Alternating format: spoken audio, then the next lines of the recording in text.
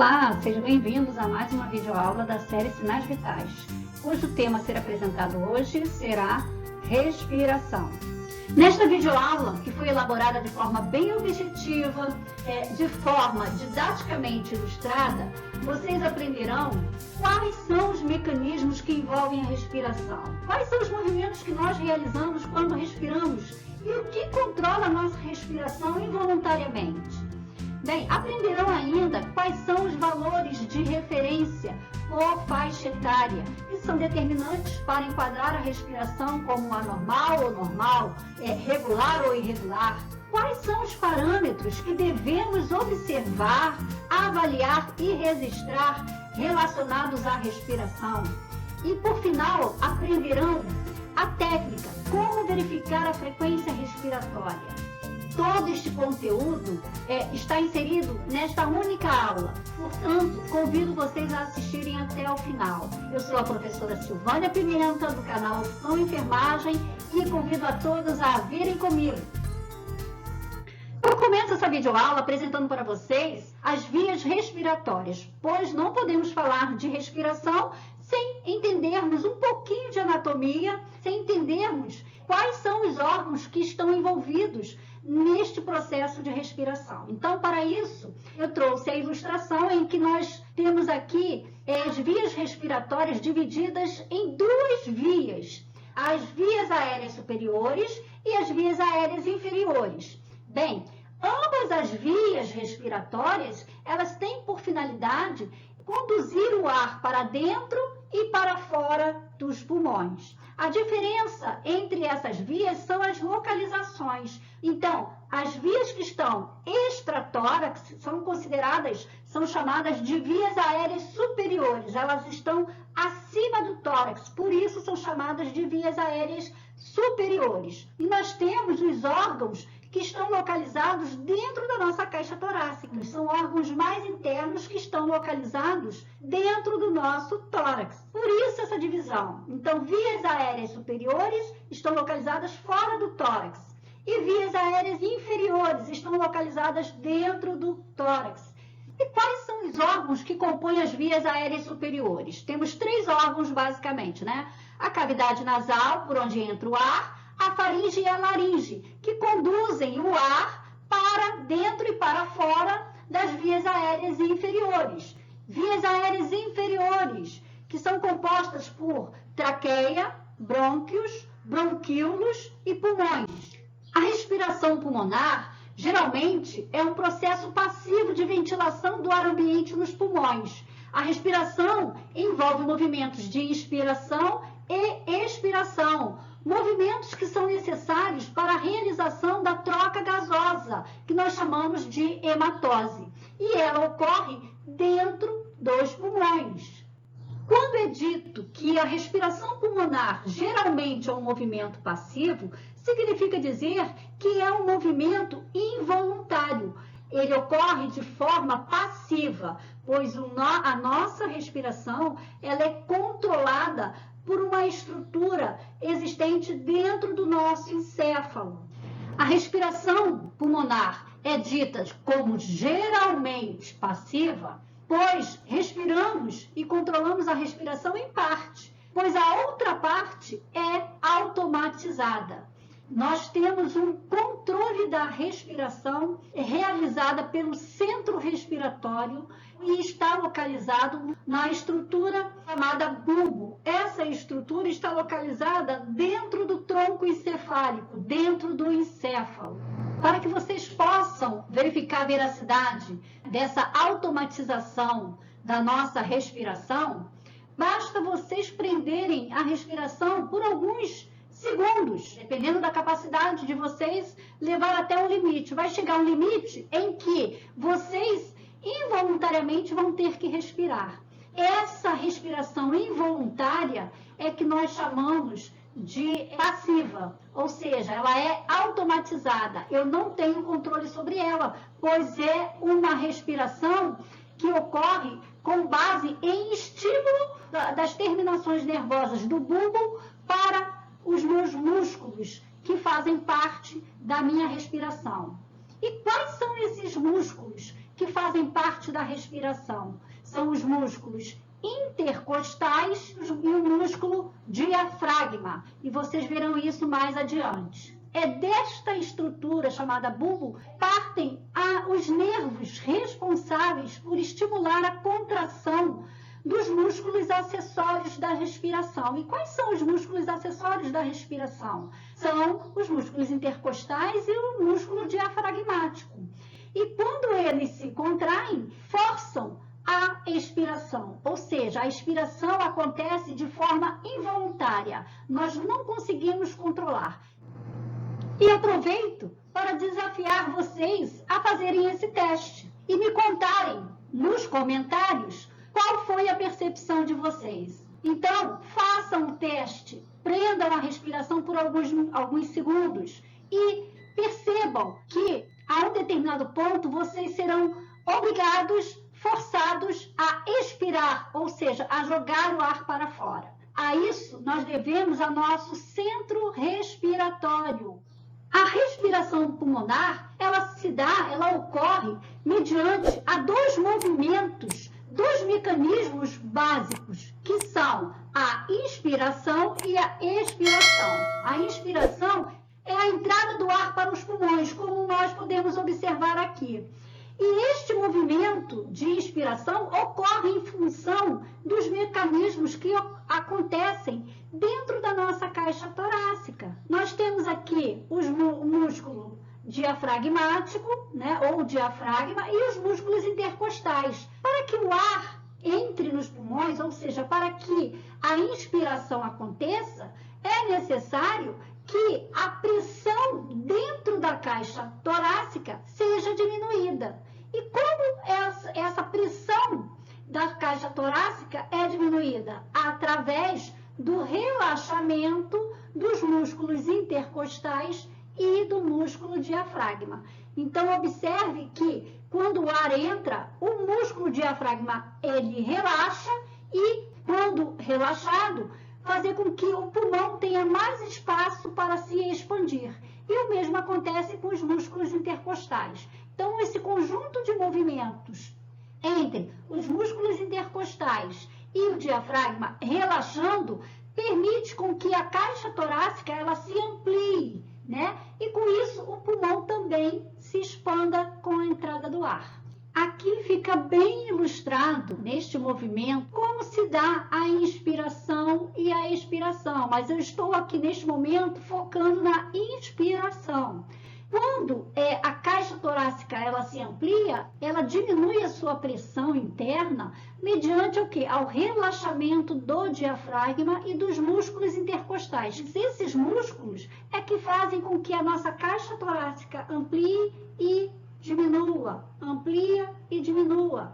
Então, esses músculos fazem com que a nossa caixa torácica possa se expandir, né? Diminuindo a resistência e possa também se contrair, aumentando a resistência pulmonar. Então, a inspiração só acontece mediante ao relaxamento dos músculos intercostais e diafragmáticos. Agora vamos falar do segundo movimento, que é a expiração. A expiração é o movimento de saída do ar dos pulmões para o meio ambiente. Ela é um movimento, um mecanismo inverso ao movimento de inspiração. Para que a expiração aconteça, é necessário que os músculos intercostais e o músculo diafragma se contraiam, fazendo com que a caixa torácica fique mais fechada, mais resistente, faça uma maior pressão sobre os pulmões e com isso o pulmão expele o ar para o meio ambiente. Nesta ilustração, vamos prestar mais atenção neste momento na expiração, que é quando o diafragma se eleva, ele se contrai e nessa contração ele sobe. E nesta subida, diminui o espaço da caixa torácica. Com isso, aumenta-se a pressão sobre os pulmões. Tanto da parte do diafragma subindo, quanto os intercostais se contraindo e fechando essa caixa torácica, a pressão em cima dos pulmões aumentam. E com isso, o movimento da saída do ar.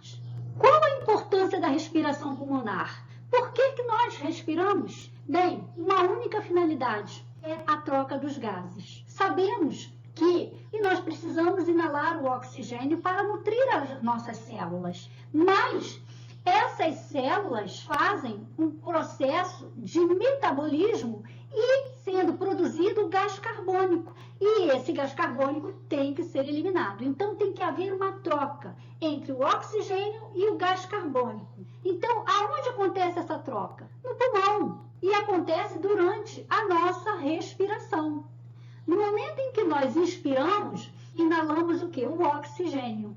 E, na sequência, nós exalamos o ar para fora. Esses pulmões estão exalando gás carbônico. É neste momento de inspiração e expiração que acontece a troca gasosa, tá? Que acontece a hematose. Então, nós observamos que os alvéolos são sacos que retêm o ar momentaneamente para que possa ocorrer a troca gasosa. E a hematose, ela ocorre por três processos, três mecanismos importantes. Primeiro, a ventilação. Segundo, a difusão. E terceiro, a perfusão. Vamos entender? Ventilação. A inspiração e a expiração compõem o primeiro mecanismo, que é o mecanismo de ventilação. Agora, o segundo mecanismo é a difusão desse oxigênio para a corrente sanguínea.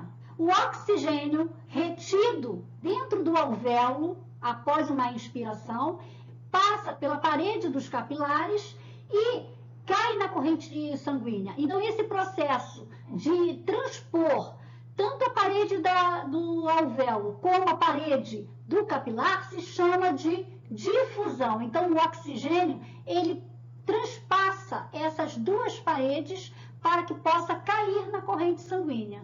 E quando ele cai na corrente sanguínea, ele se fixa a essas células vermelhinhas aqui, através de uma hemoglobina. Fixa o oxigênio na célula vermelha, que nós chamamos de hemácia. Esse processo de transporte, né, das hemácias, levando o oxigênio, nós chamamos de perfusão. Fatores que influenciam na respiração, né? O primeiro deles que eu listo aqui é atividade física. Atividade física, quando executamos, aumenta a demanda de oxigênio do nosso corpo e, portanto, é fisiológico que nós tenhamos uma frequência respiratória aumentada, assim como a profundidade e o ritmo. A outra condição que influencia na respiração é uma dor aguda. Nós temos, às vezes, né, mediante a dor aguda, um aumento ou a diminuição da frequência e profundidade e ritmo da respiração. Então, esses componentes podem ser alterados. O outro ponto é a ansiedade. É natural que quando a gente tenha algum estado de ansiedade, que nós tenhamos tanto a parte respiratória como a parte cardiovascular alteradas. E geralmente essas alterações se apresentam não só na frequência, mas também no ritmo, na profundidade. O outro ponto, tabagismo, né? Principalmente aqueles tabagistas crônicos de longa data, né? Eles costumam ter alterações em suas respirações, geralmente dificultando, né? Prejudicando essa respiração. A próxima condição são as medicações, né? Sabemos que existem alterações importantes mediante o uso de medicações. Dependendo do tipo de medicação, você pode ter medicações que venham deprimir o centro respiratório e, com isso, causar uma diminuição da frequência respiratória e até mesmo parada respiratória. E nós temos também o uso de substâncias que podem aumentar a frequência respiratória. A seguinte seriam lesões neurológicas. Essas lesões neurológicas, principalmente quando ocorrem a nível de tronco encefálico e que acabam atingindo o nosso centro respiratório, que é o bulbo, nós podemos ter uma diminuição da frequência. Nós teremos um grave comprometimento do nosso sistema respiratório.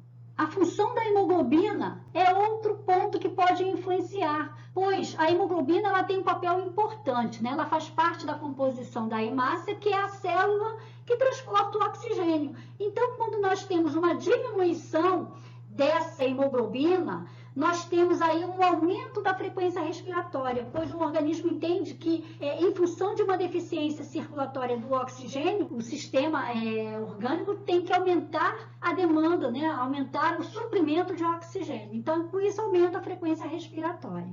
Respiração, o que devemos avaliar? Nós temos alguns parâmetros importantes que devem ser avaliados na respiração. A grande maioria das pessoas acham que avaliar a respiração é só verificar a frequência respiratória. Não, temos outros parâmetros tão importantes quanto.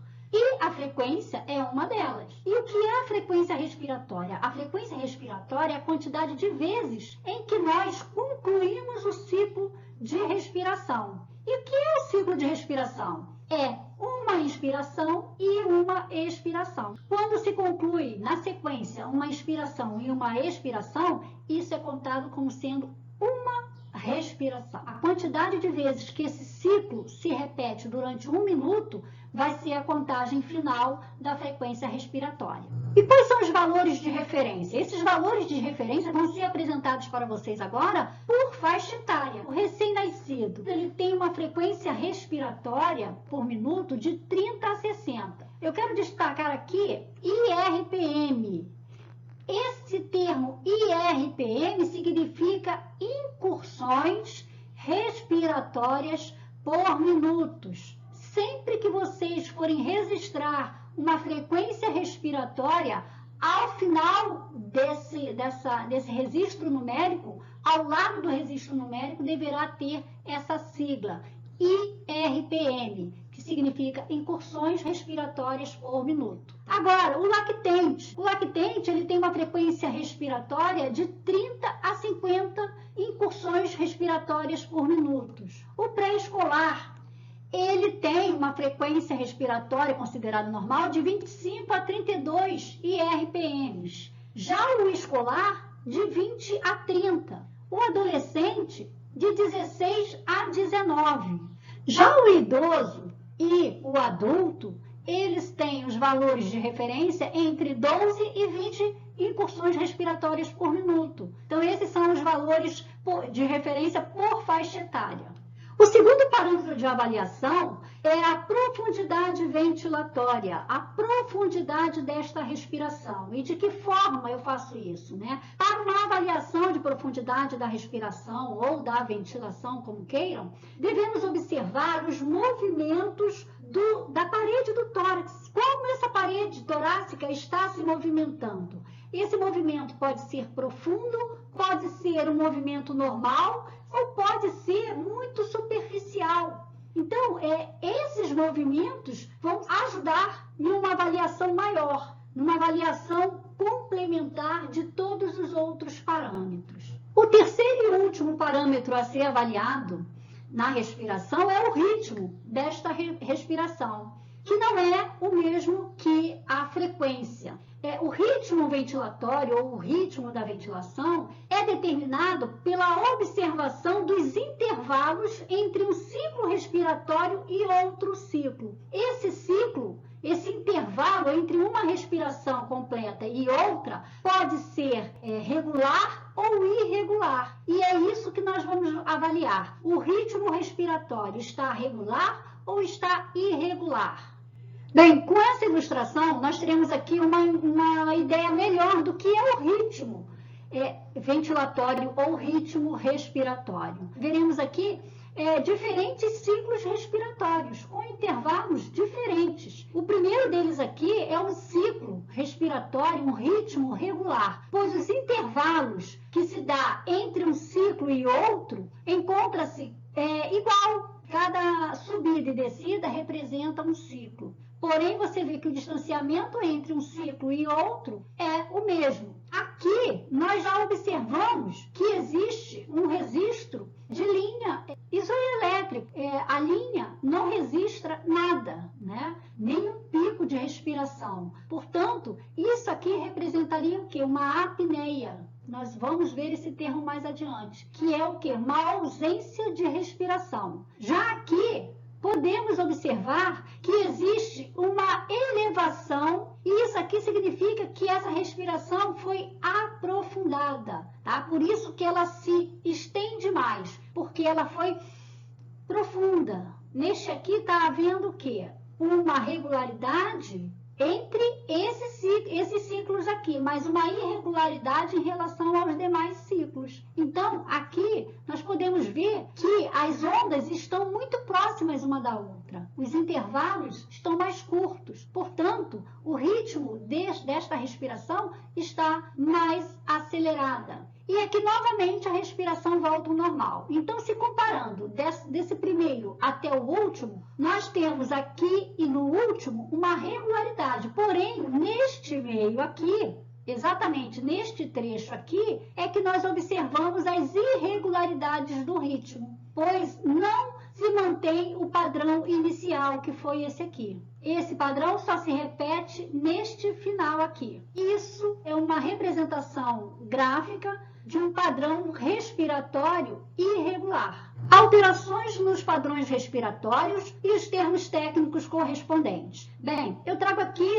uma tabela com as alterações possíveis que um paciente pode apresentar. E essas alterações são representadas por termos técnicos. Porém, se vocês observarem nos termos listados aqui, alguns deles têm a terminação na palavra como pneia, pois pneia significa que é algum termo técnico relacionado à respiração. Então, nós devemos prestar atenção também no prefixo, que é aqui no caso do primeiro termo, bradipneia. Bradipneia significa que o ritmo da respiração é regular, porém anormalmente lenta, ou seja, a frequência está abaixo do normal, abaixo de 12 incursões por minuto, no caso de um adulto. Brad quer dizer lento, desacelerado. Então, bradipneia, a respiração está desacelerada, está lentificada. Agora, taquipneia é o oposto. O ritmo da respiração é normal, porém, a frequência, no caso, está anormalmente alta, está acelerada, está acima do valor normal, acima de 20 incursões por minuto. Agora, nós temos a hiperpneia.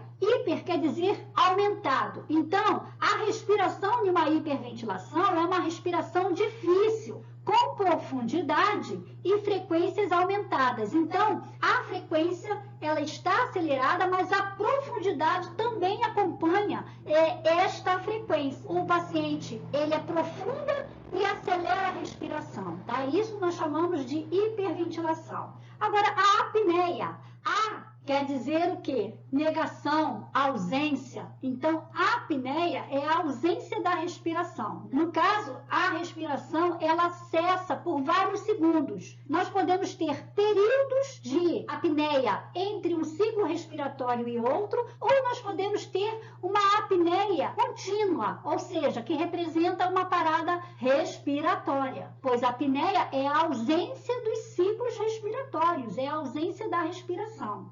E a hiperventilação? Então, hiperventilação significa que tanto a frequência quanto a profundidade da respiração, elas estão aumentadas. A diferença da hiperpneia para a hiperventilação é o seguinte: a hiperpneia ela se dá durante um exercício. Então, eu começo a correr, é natural que tanto a minha frequência quanto a profundidade da minha respiração aumente naturalmente para atender a demanda. Já a hiperventilação acontece em uma condição anormal de saúde. O paciente muitas vezes pode estar em repouso e fazendo um quadro de hiperventilação. Essa condição de hiperventilação é uma condição preocupante. A próxima alteração é a hipoventilação, que é caracterizada por uma frequência respiratória anormalmente lenta, ou seja, ela está abaixo do valor de referência normal, mas também a profundidade dessa respiração também está reduzida. Então, tanto a frequência respiratória quanto a profundidade estão reduzidas na hipoventilação. A próxima é a respiração de Cheyne-Stokes. A respiração de Cheyne-Stokes é uma alternância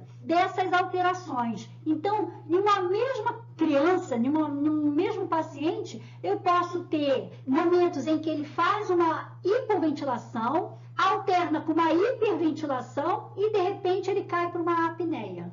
Eu tenho, dentro desse quadro, 3 alterações que se intercalam. Então, uma hipoventilação com uma hiperventilação e um quadro de apneia. Então, é um quadro muito característico em recém-nascidos, tá? Principalmente recém-nascidos prematuros. A próxima alteração é a respiração de Kussmaul, ou Kussmaul.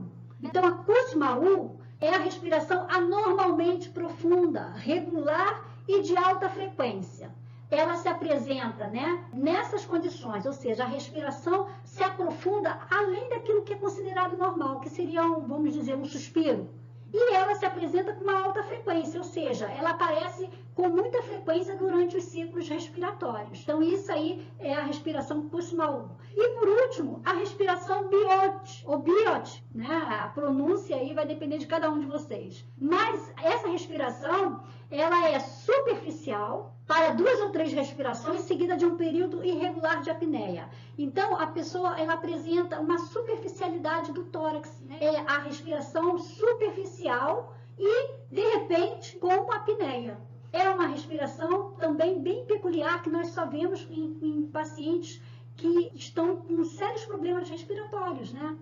Técnica de aferição da respiração, ou seja, como eu vou verificar a respiração desse paciente? Primeira dica que eu dou, o paciente não deve saber que você está contando a respiração dele, pois isso causa uma certa ansiedade, o paciente se sente desconfortável, não sabe de que forma vai respirar e isso naturalmente vai mudar o padrão respiratório e, consequentemente, vai alterar a avaliação deste padrão respiratório, tá? Então, qual é a dica? A dica é fazer a contagem dos movimentos respiratórios simulando que está fazendo a contagem do pulso.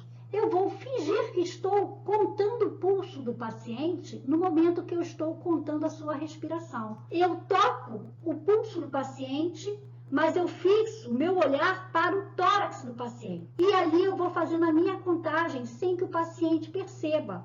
Pois por eu estar tocando o pulso dele, o paciente imagina que eu estou fazendo uma contagem do pulso e não da respiração. Desta forma, a respiração será contada de forma que o paciente não perceba e, consequentemente, o seu padrão respiratório não se altere. Bem, agora vamos à técnica. O primeiro passo da técnica é higienizar as mãos. Isso é um padrão de todas as técnicas. Quando nós vamos realizar qualquer técnica em qualquer procedimento em um paciente, nós devemos fazer a higiene das mãos. O segundo ponto é me identificar tanto funcionalmente como nominalmente. Então, eu chego para o paciente e me identifico. Olha, eu sou a enfermeira Silvânia Pimenta e vou realizar a verificação dos sinais vitais do senhor. Você nunca diga que vai verificar a respiração, pois, como eu disse antes, se você fizer isso, você vai estar comprometendo a sua avaliação da frequência respiratória. Terceiro, posicionar o paciente confortavelmente. Quarto, observar a respiração do paciente de forma discreta, como eu já descrevi, sem que o paciente perceba. Quinto, faça a contagem do ciclo respiratório completo. O que é o ciclo respiratório? É o movimento de inspirar e expirar. Somente quando completa o ciclo, né, desses dois movimentos é que eu conto uma respiração. E isso durante um período de 1 minuto. Todo esse ciclo deve ser contado num período de 1 minuto. Então, eu tenho que estar acompanhando em um relógio, em um cronômetro. E, por último, após terminar o procedimento, eu vou higienizar as minhas mãos e, em seguida, vou fazer o quê? A anotação de enfermagem. E de que forma que eu vou escrever isso? Eu vou colocar frequência respiratória de 20 IRPM. Não vamos esquecer o IRPM, pois IRPM significa incursões respiratórias por minuto. Bem, meus queridos, assim eu termino a aula de hoje com a grande satisfação e a sensação de ter contribuído para mais um aprendizado de vocês, coisa que eu faço com todo carinho e com toda satisfação, né? Espero que vocês tenham assimilado um pouco desse conhecimento e que tirem proveito de tudo isso que foi apresentado para vocês. Conto com vocês sempre, para que vocês acompanhem, né, o meu canal e acompanhem os meus conteúdos apresentados. E espero vocês, com certeza, em uma próxima aula. Beijos a todos, fiquem com Deus e até a próxima aula. Beijos!